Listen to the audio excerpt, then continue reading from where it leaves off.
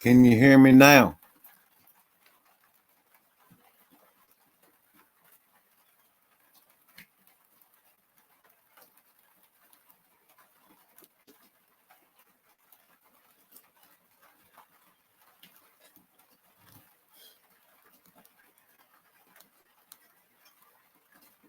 Can you hear me now?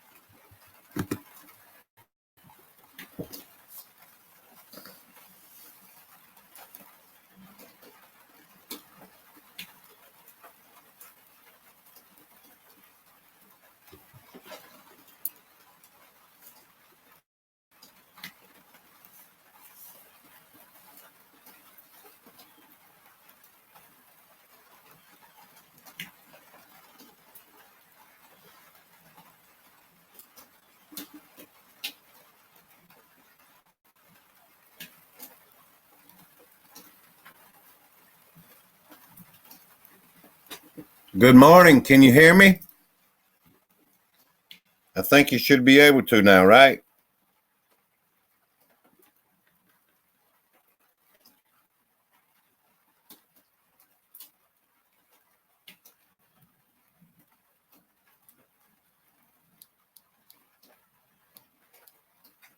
Good morning. Can you hear me? All right. I was going to read this article. More Geo Engineering, please. This article, as you can see, is written by this. This is an online article.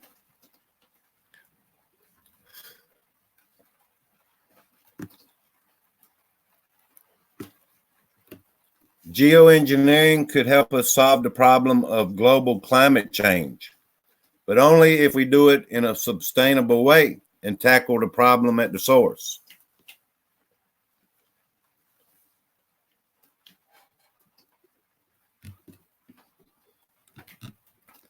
As the earth keeps heating up and political efforts to limit greenhouse gas emissions seem feeble, the idea of fixing the climate by various direct measures have gained strength.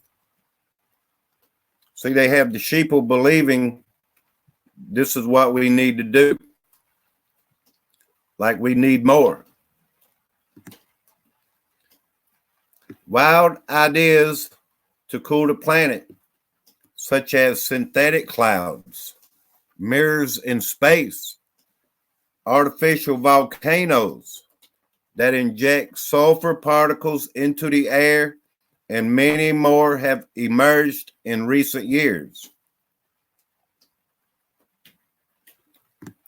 While these kinds of geoengineering solutions are often entertaining due to their science fiction-like nature, research suggests that manipulating the Earth's atmosphere using large constructions with unforeseen implications could run the risk of doing more harm than good.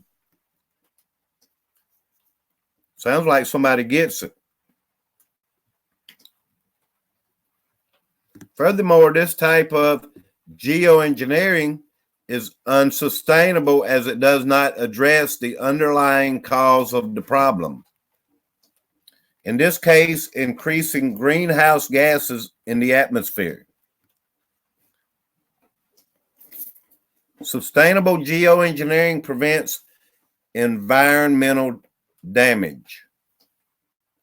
Do they really believe that? Sustainable geoengineering prevents environmental damage. Really? Geoengineering encompasses far more than these weird and wonderful approaches to limit climate change. In fact, we humans have been geoengineering the planet for a long time. Look at there, they're admitting it. All human activities that influence the landscape or climate in some way are considered geoengineering. Think of farming or dams for hydropower.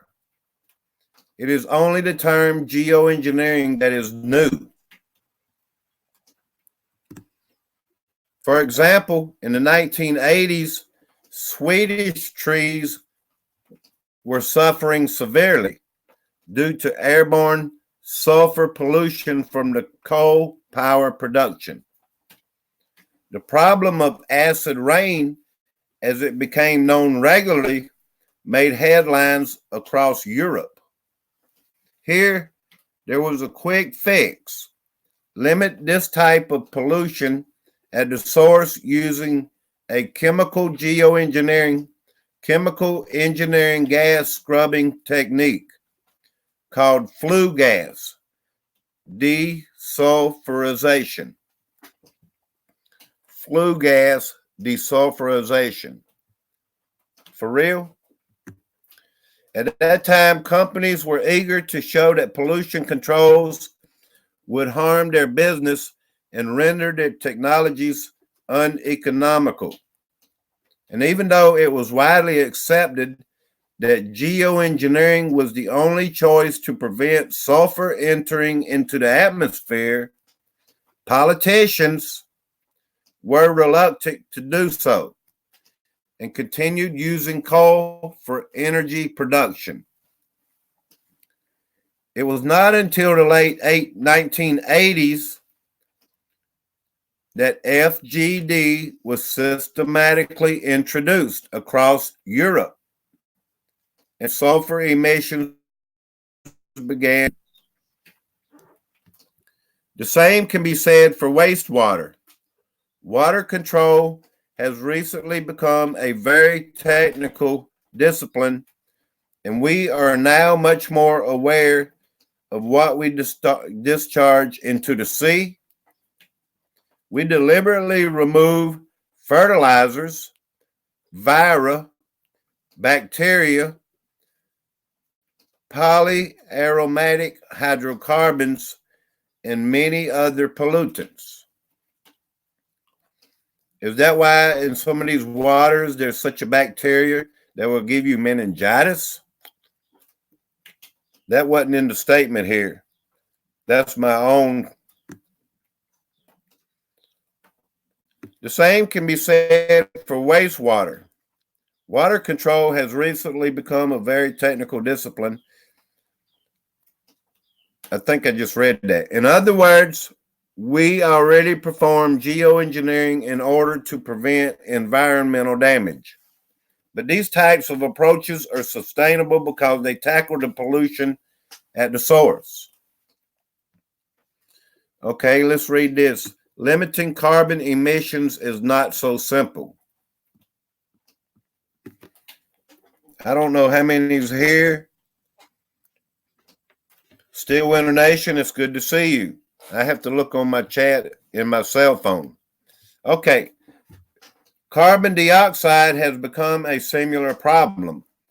We emit an overwhelming amount of CO2, 35 gigatons of CO2 per year, which is being pushed into the atmosphere, reaching the highest it has ever been for many thousands of years. I guess they think they can measure that amount. Taking a moment to step back, the most effective method of all would be to drastically reduce global CO2 emissions. We could change the power sector to produce energy without burning coal, oil, and gas.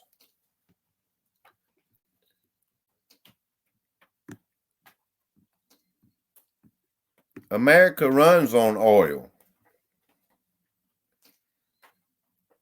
Okay.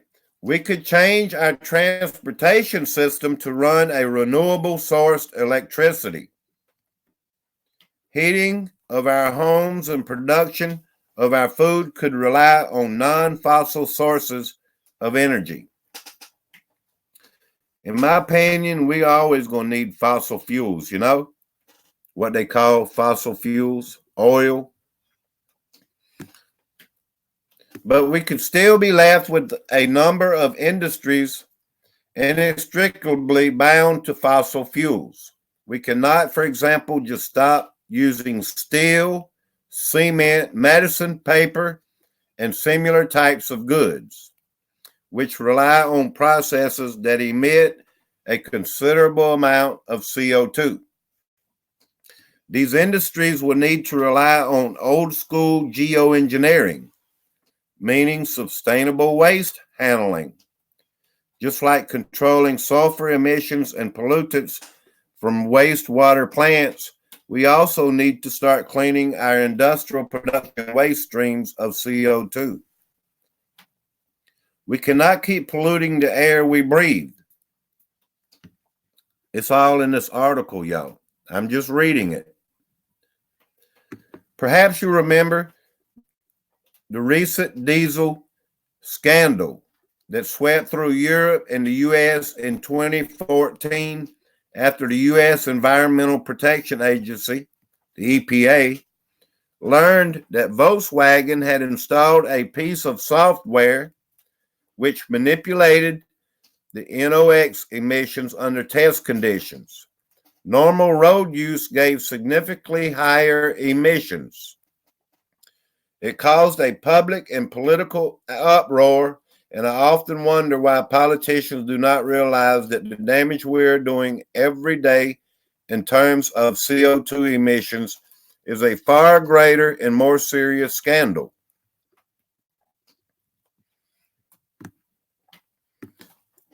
Okay, they want to create a carbon neutral industry.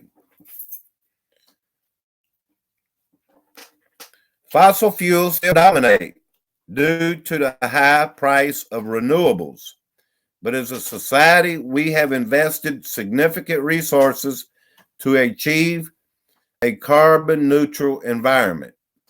We should remain on this track, but at the same time, we should also dedicate resources to create a carbon neutral industry using carbon capture and storage.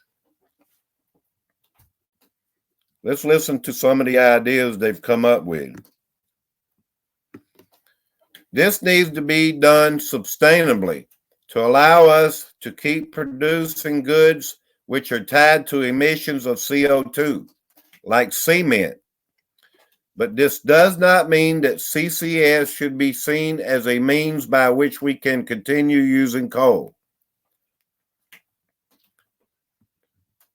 Sustainable geoengineering can remove CO2 from the atmosphere. I'm just reading the article, y'all. The problem with CO2 is that we have emitted so much into the atmosphere, we are already up to our neck in pollution. Imagine if we had never introduced wastewater treatment facilities. just how polluted would the ocean be today? Okay, to follow that analogy, we have been emitting CO2 so long without CCS that the atmosphere cannot clean itself, leaving us with little choice but to remove it from the atmosphere using CCS geoengineering. If we do not do this, then carbon dioxide will remain in the atmosphere and global temperatures will continue to rise.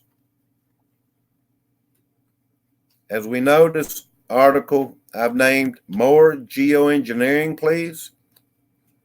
Really? All right. We know it works, but unlike the more fanciful geoengineering approaches, such as deploying large mirrors into space to reflect the sun's energy, we know that CCS works. Large mirrors. Companies like Climeworks and CarbFix technology have shown that CO2 can be removed from the air and stored in certain geological structures with minimal hazard. But we cannot just rely on one company to save the world for us. In the long run, introducing CCS in individual industries will not be enough. Large-scale global CCS schemes will have to be introduced to achieve a carbon negative emission by 2050 and thereby meet the goals of the Paris Agreement, global warming at 1.5 degrees centigrade. We need to clean our atmosphere, so they say. It would be, of course, cheaper and easier to prevent CO2 reaching the atmosphere by cleaning the exhaust gases from industry rather than trying to remove it from the atmosphere retrospectively. But I have said reducing emissions is no longer enough. To respect the Paris Agreement, it requires us to not only reduce emissions, but to also remove CO2 from the atmosphere. To achieve this, we must implement technologies which take CO2 out of the atmosphere on a global scale. This emission has to start today, not 2050. From a global engineering point of view, this is just common sense. An example that we have understood the lessons of past environmental policies by attacking the problem at the source.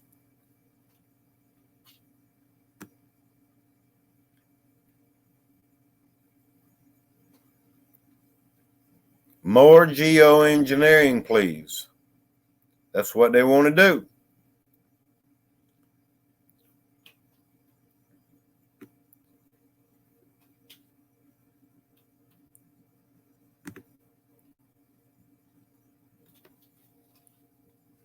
I have one more article here.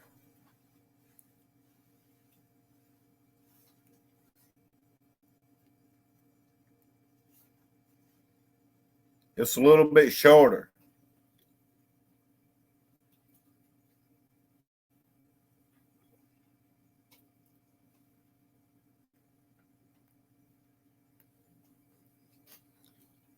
As you can see, I'm focused a little bit on the climate. This one here, these UN climate scientists think they can halt global warming for $300 billion. And here's how. As you can see up here in the left-hand corner, I don't like to repeat and say it out loud, but this is who the article has come from right here at the top left-hand corner. If I say it, somebody told me the other day, don't use NPR. Okay, well, if you say these names out loud, I mean, they can give you a strike.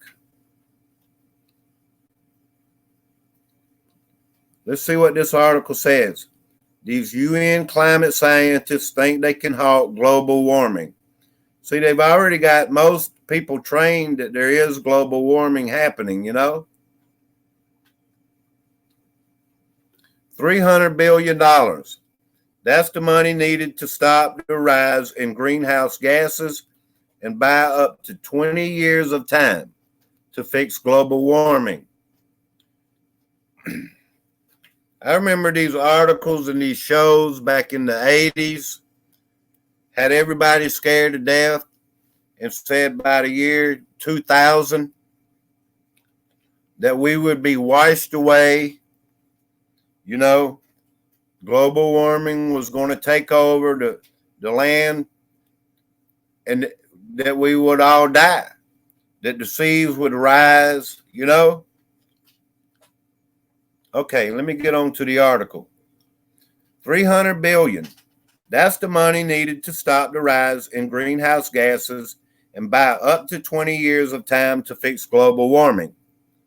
According to the UN climate scientists, it's the gross domestic product of Chile or the world's military spending every 60 days. That's a lot of money. The sum is not to fund green technologies or finance a moonshot solution to emissions, but to use simple age-old practices to lock millions of tons of carbon back into an overlooked and overexploited resource, the soil. We have lost the biological function of soils. We have to reverse that, said Baron J. Orr, lead scientist for the UN Convention to combat this desertification. Desertification, you know, to prevent deserts. They want to restore the land. If we do it, we are turning the land into the big part of the solution for climate change. Rene Castro Salazar, an assistant director general at the UN Food and Agricultural Organization, said that the 2 billion hectares, almost 5 billion acres of land around the world that has already been degraded by misuse, overgrazing, deforestation, and other largely human factors. 900 million hectares could be restored. That's a lot of land. 2 billion hectares is 5 billion acres.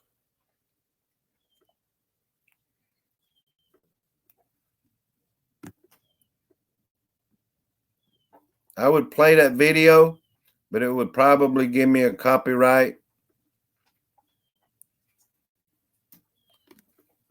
July 2019 was the Earth's hottest month ever recorded. You might want to look that up. It's a video. I'm not going to play it. Returning that land to pasture, food crops, or trees would convert enough carbon into the biomass to stabilize emissions of CO2, the biggest greenhouse gas, for 15 to 20 years, giving the world time to adopt carbon neutral technologies. With political will and investment of about 300 billion, it is doable. Castro Salazar said, we would be using the least cost options we have while waiting for the technologies in energy and transportation to mature and be fully available in the market. It would stabilize the atmospheric changes, the fight against climate change for 15 to 20 years. We very much need that. So she says. The heart of the idea is to tackle, the growing problem of desertification, the degradation of dry land to the point where it can support little life. At least a third of the world's land has been degraded to some extent, directly affecting the lives of 2 billion people.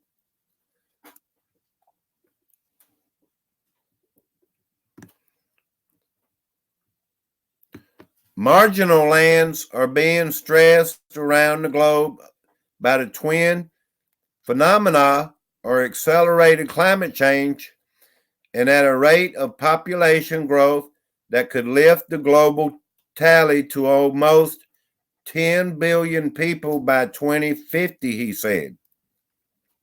Much of that growth is in areas such as sub-Saharan Africa and South Asia, where land is already highly stressed. The idea is to put more carbon into the soil. That's not going to be a simple thing because of the natural conditions. But keeping the carbon in the soil and getting that natural vegetation, grazing land, etc., thriving again, that's the key. Last month at a UN conference on desertification in New Delhi, 196 countries plus the European Union agreed to a declaration that each country would adopt measures needed to restore unproductive land by 2030. The UN team has used satellite imaging and other data to identify 900 million hectares of degraded land that could be realistically restored. In many cases, the revitalized areas could benefit the local community and host country through increased food supply, tourism, and other commercial uses.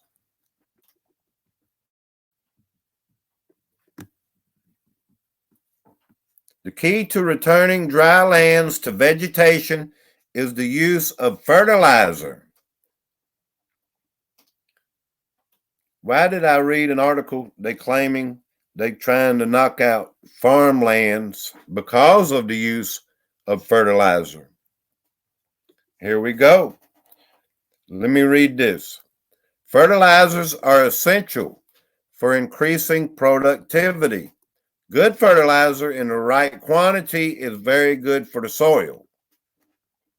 But decades of poor agricultural practices in both rich and poor nations have resulted in misuse, either from using the wrong product, using too much fertilizer, or in some areas using too little, so that the soil loses its nutrients.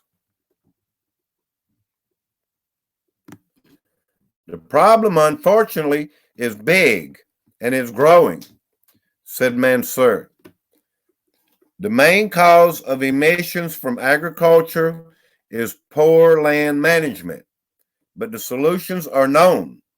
Sustainable land management, sustainable water management, sustainable soil management. Mansour stresses that the problem isn't about reclaiming desert, but restoring wasteland that it was productive before human intervention. Yeah, humans are the problem, you know? We've heard that before. Don't mix desertification with the desert, he said. A desert is an ecosystem. There are deserts on the planet that have to be preserved. Nor is it merely a matter of planting trees, since each area has to be considered in terms of the people who live there and how they can live on the land sustainably. Kenya, for example, plans to plant 2 billion trees on 500,000 hectares to restore 10% of its forest cover, but is also working on ways to adapt to the changes in climate. We have to improve our livestock and crops to the drought resistant or drought tolerant, said Kennedy Ondemu, Director of Environmental Planning and Research at the country's Environment Ministry in Kenya. We have to look at developing our ingenious vegetables and ingenious livestock gene bank apart from embracing hybrid crop varieties and livestock. We need to prioritize animal breeding.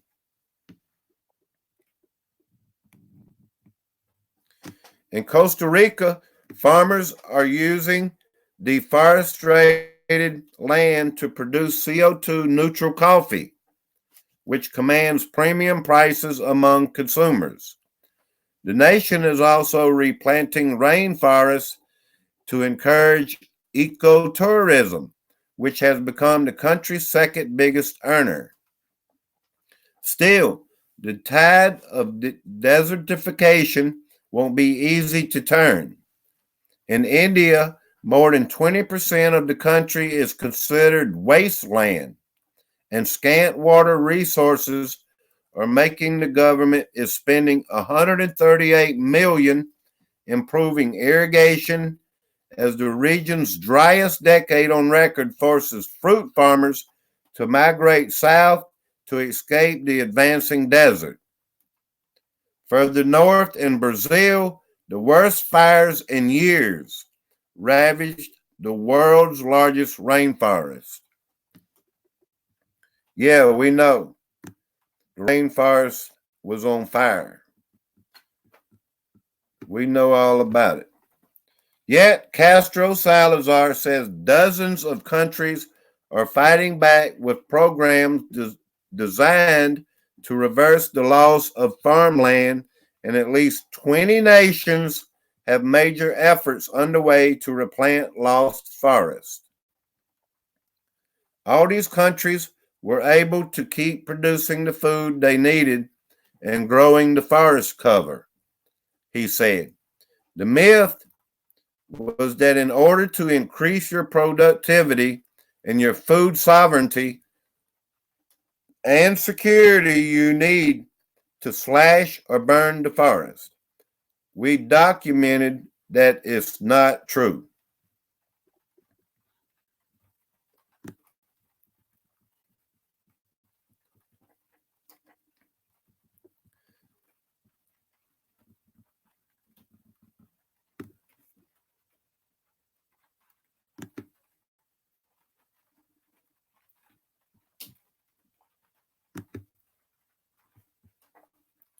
That's pretty much it, y'all. We have 3 in the chat. Joseph Buck, how are you?